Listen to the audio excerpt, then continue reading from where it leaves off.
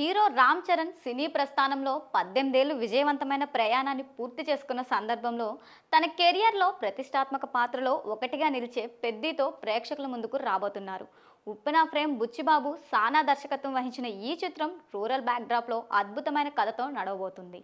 మైత్రి movie makers Sukumar writing సమర్పణలో వృద్ధి movies బ్యానర్పై వెంకట్ సతీష్ కిలారు ప్రతిష్టాత్మకంగా నిర్మిస్తున్నారు. ఐవివై ఎంటర్టైన్మెంట్ ఈ చిత్రానికి కో ప్రొడ్యూసర్గా చేరింది.